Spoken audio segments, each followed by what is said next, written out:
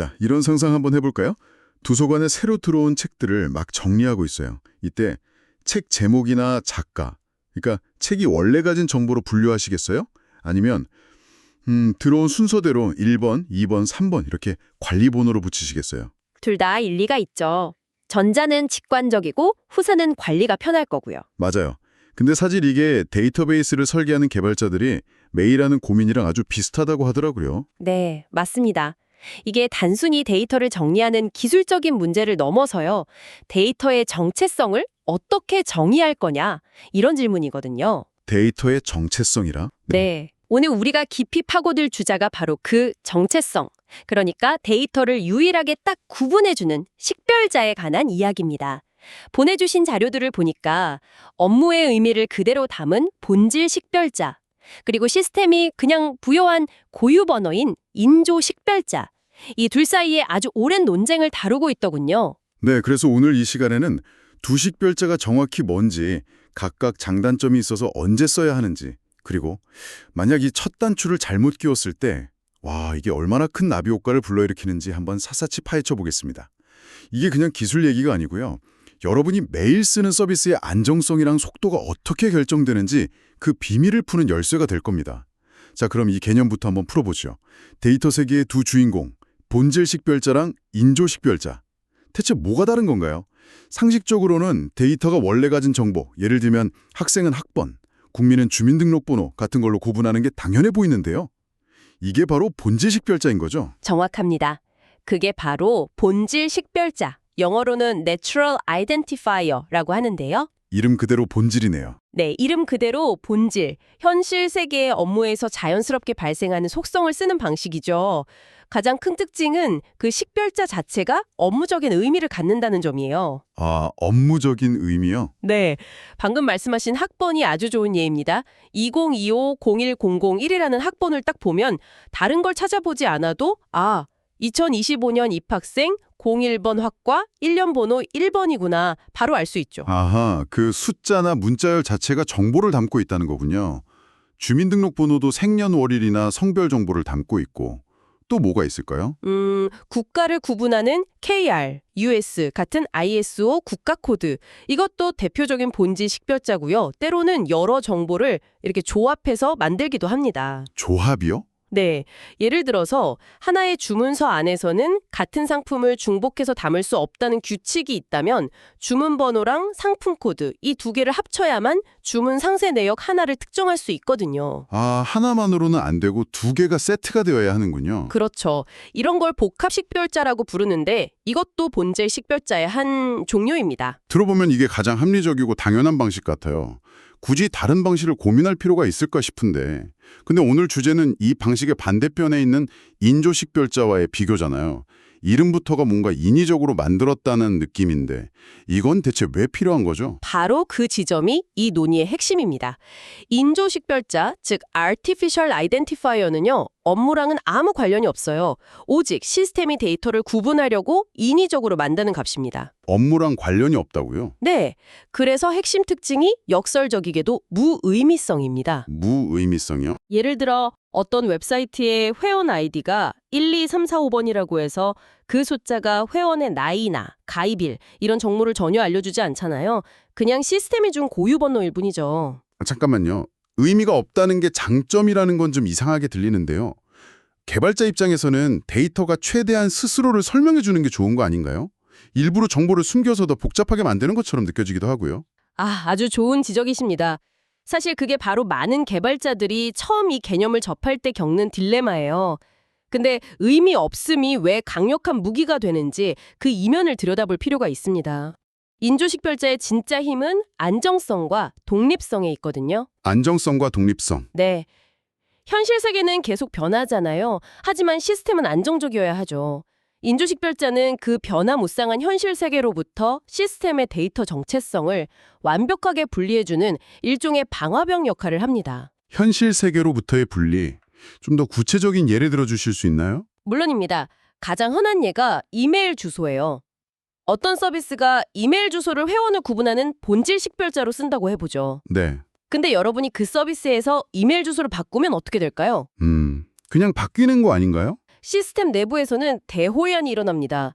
여러분의 과거 주문 내역, 작성했던 모든 댓글, 활동 기록에 연결된 그 식별자 값을 전부 새로운 이메일 주소로 바꿔줘야 하니까요. 와, 생각도 못했네요.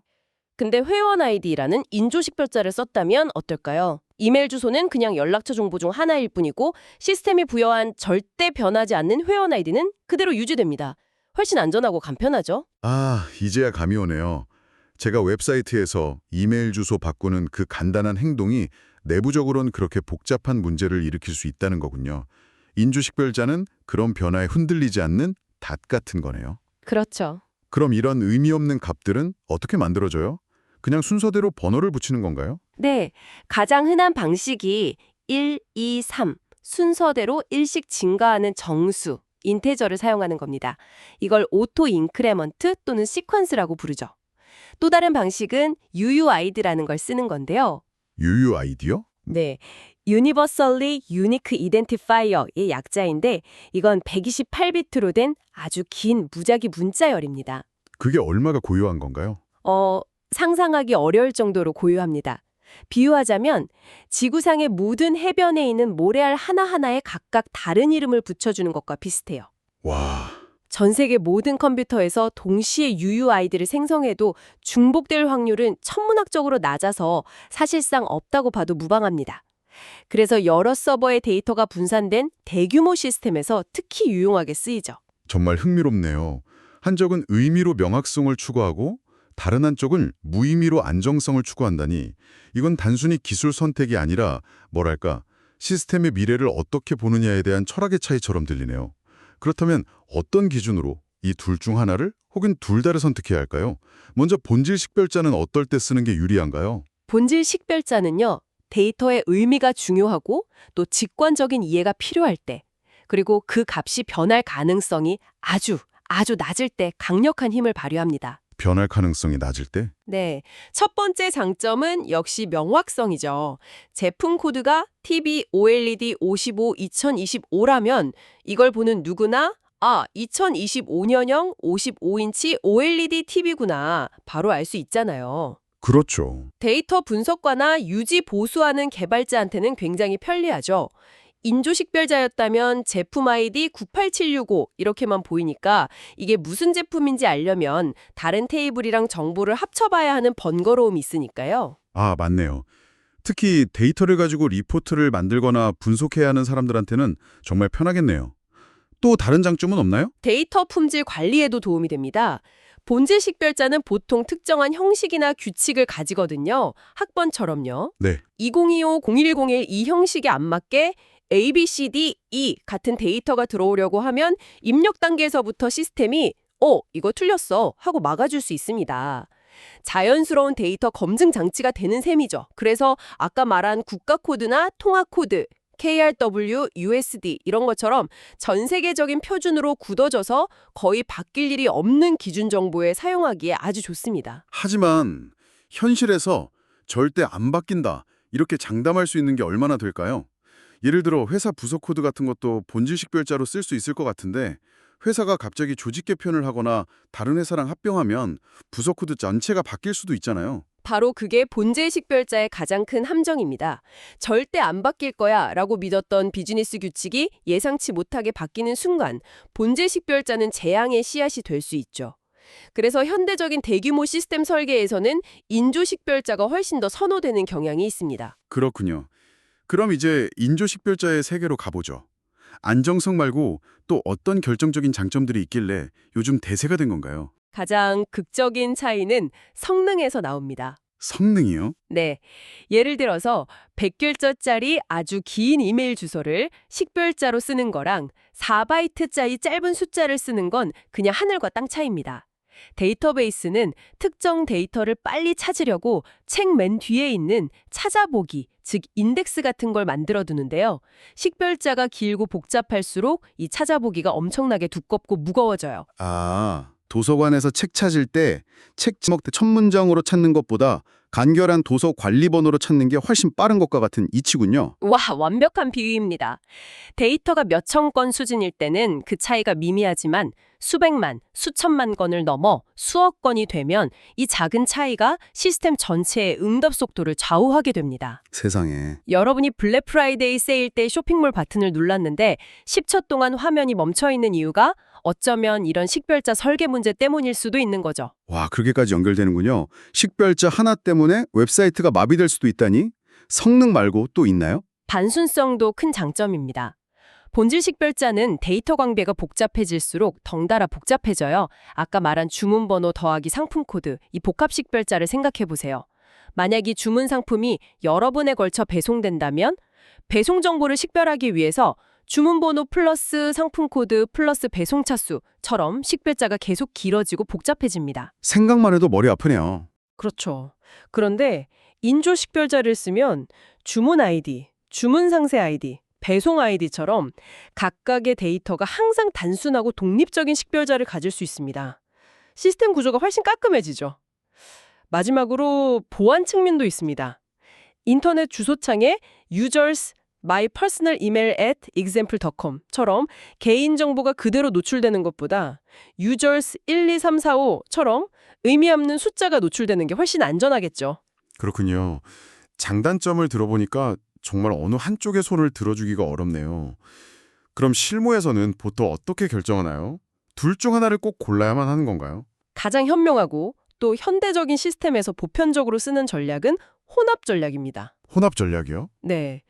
두 식별자의 장점만 취하는 거죠. 예를 들어 회원 테이블을 만든다고 하면 테이블의 기본 식별자, 즉 뼈대가 되는 식별자, 프라이머리 키는 성능과 안정성이 좋은 회원 아이디라는 인조 식별자로 설정합니다. 그리고 동시에 업무적으로는 절대 중복되면 안 되는 이메일 주소 같은 본질 식별자 속성에는 이 값은 유일해야 한다는 유니크 제약 조건을 걸어두는 겁니다. 아, 그러니까 내부적으로 시스템을 움직이는 핵심 뼈대는 빠르고 안정적인 인조 식별자를 쓰고 사용자가 직접 입력하거나 업무 규칙에 해당하는 본질 식별자는 중복 금지라는 팻말만 딱 붙여서 데이터의 무결성을 지키는 거군요. 정확합니다. 와우, 두 마리 토끼를 다 잡는 방법이네요. 네. 이렇게 하면 시스템은 인조 식별자의 성능과 안정성을 누리면서도 본질 식별자를 통해 데이터가 중복되거나 잘못 들어오는 걸 막을 수 있습니다. 이게 현재 가장 권장되는 방식입니다. 그런데 만약에 이 중요한 설계를 처음에 잘못해서 나중에 식별자를 바꿔야 하는 상황이 온다면 어떻게 되나요? 그냥 엑셀에서 열 하나 바꾸는 거랑은 차원이 다를 것 같은데요. 여기서 아주 중요한 질문이 나왔습니다. 식별자 변경은요, 단순히 못 하나 빼고 다른 곳에 박는 수준이 아닙니다. 그럼요. 비유하자면 잘 지어진 집의 기둥을 통째로 뽑아서 다른 곳으로 옮기는 것과 같아요. 그 파급 효과는 시스템의 가장 깊은 곳부터 사용자에게 보이는 화면까지 전체에 미칩니다. 이게 제가 예전에 컨설팅했던 한 이커머스 스타트업 이야기가 딱 떠오르네요. 오, 실제 사례인가요? 어떤 이야기죠? 그 회사는 초기에 개발 속도를 높이려고 고객의 휴대폰 번호를 사용자를 식별하는 기본 키, 즉 본질 식별자로 사용했어요. 네, 그럴 수 있죠. 처음에는 아주 편리했죠. 별도 아이디 만들 필요도 없고 직관적이었으니까요. 하지만 사업이 성장하면서 문제가 터지기 시작했습니다. 해외로 진출하려니 국가마다 휴대폰 번호 형식이 제각각이야 시스템이 감당을 못했고, 더 심각한 건 사용자들이 번호를 바꾸는 일이 생각보다 너무 잦았다는 겁니다. 번호를 바꾼 고객의 과거 구매 내역이 전부 사라지는 끔찍한 일이 벌어졌죠. 상상만 해도 끔찍하네요. 그래서 어떻게 됐나요? 결국 그 회사는 휴대폰 번호 대신 별도의 회원 아이디를 도입하기로 결정했습니다. 즉, 본질 식별자에서 인조 식별자로 시스템의 근간을 바꾸는 대수술을 해야 했죠. 그 과정은 그야말로 재앙에 가까웠습니다. 이걸 3단계로 나눠서 설명해 드릴 수 있어요. 네, 1단계는 데이터베이스의 비명입니다. 비명이요? 네. 수억 건에 달하는 기존 회원 데이터에 전부 새로운 회원 아이디를 만들어 넣어주고 휴대폰 번호로 연결돼 있던 모든 주문, 배송, 문의 데이터를 새로운 회원 아이디와 다시 연결해야 했습니다. 이 데이터 마이그레이션 작업에만 몇 주가 걸렸고 그동안 서비스는 수시로 중단되거나 불안정한 상태가 되었습니다. 서비스 중단이라니 사업적으로 엄청난 타격이었겠네요. 그렇죠. 그리고 2단계는 애플리케이션의 대혼란입니다. 휴대폰 번호로 회원을 조회한다는 로직으로 짜여있던 모든 프로그램 코드를 개발자들이 일일이 찾아서 회원 아이디로 조회한다로 수정해야 했습니다. 수천 수만 군데를요. 와, 특히 외부 배송업체나 결제업체랑 연동하던 API 주소가 API 유저스 휴대폰 번호에서 API 유저스 회원 아이디로 바뀌면서 우리 시스템을 쓰던 모든 외부 파트너사들의 서비스까지 전무 오류를 일으켰습니다. API 계약이 깨진 거죠. 아, 우리만 고친다고 끝나는 게 아니었군요. 연결된 모든 생태계에 영향을 미치네요. 마지막 3단계는 비즈니스의 마비입니다. 고객센터에서는 담영이 고객 휴대폰 번호로 주문 내역을 조회하도록 시스템이 만들어져 있었죠. 그런데 식별자 체계가 바뀌면서 한동안 이 시스템은 거의 무용지물이 됐습니다. 더 심각한 건 과거 데이터와 현재 데이터를 연결하기 어려워져서 월별 매출 분석이나 회계 감사 자료를 만드는데 큰 혼선이 생겼다는 겁니다. 와, 이 대수술을 끝내는데 거의 6개월이 걸렸고 그 스타트업은 막대한 비용과 시간을 쏟아부은 뒤에야 겨우 정상화될 수 있었습니다. 자칫하면 회사 전체가 휘청일 뻔한 아찔한 경험이었죠. 와, 정말 듣기만 해도 진이 빠지는 이야기네요. 결국 핵심은 처음 데이터 모델을 설계할 때 정말 신중하게 1년 뒤, 5년 뒤, 10년 뒤의 확장성까지 내다보고 결정해야 한다는 거군요. 한번 잘못 박은 기둥은 옮기는 것이 거의 불가능에 가깝다는 말씀이시네요. 오늘 우리는 데이터의 정체성을 규정하는 두 가지 방식, 본질 식별자와 인조 식별자에 대해 깊이 파고들어 봤습니다. 본질 식별자는 의미와 명확성을, 인조 식별자는 성능과 안정성이라는 가치를 추구한다는 것, 그리고 이 첫 단추 같은 선택이 시스템 전체의 운명을 좌우할 수 있다는 점을 실제 사례를 통해 생생하게 느낄 수 있었습니다. 맞습니다. 어떤 것이 절대적으로 우월하다기보다는 만들고자 하는 시스템의 성격, 예생되는 데이터의 양, 그리고 미래의 비즈니스 변화 가능성까지 종합적으로 예측하면서 최적의 균형점을 찾는 지혜가 필요한 영역입니다. 오늘날 대부분의 성공적인 대규모 서비스들은 그 균형점 위에서 안정적으로 운영되고 있다고 보시면 됩니다. 여기서 한 걸음 더 나아가 이런 생각을 해볼 수 있겠네요. 오늘 우리가 다룬 식별자는 회원 정보, 주문처럼 데이터베이스라는 잘 짜인 세계의 이야기였습니다. 하지만 요즘 화두인 AI가 생성하는 이미지나 텍스트를 생각해보죠. 고흐 스타일로 그린 밤하늘의 고양이라는 이미지의 정체성은 과연 무엇일까요? 흥미로운 질문이네요. 우리가 입력한 프롬프트일까요? 생성된 이미지 파일 그 자체의 해시값일까요? 아니면 그 이미지를 본 수많은 사람들의 감상이나 평가 데이터일까요? 어쩌면 미래의 데이터 정체성은 하나의 고정된 아이디가 아니라 수많은 관계와 맥락 속에서 계속해서 재정이 되는 유동적인 개념이 될지도 모릅니다. 이 질문을 여러분께 남겨드리며 오늘의 심층 분석을 마치겠습니다.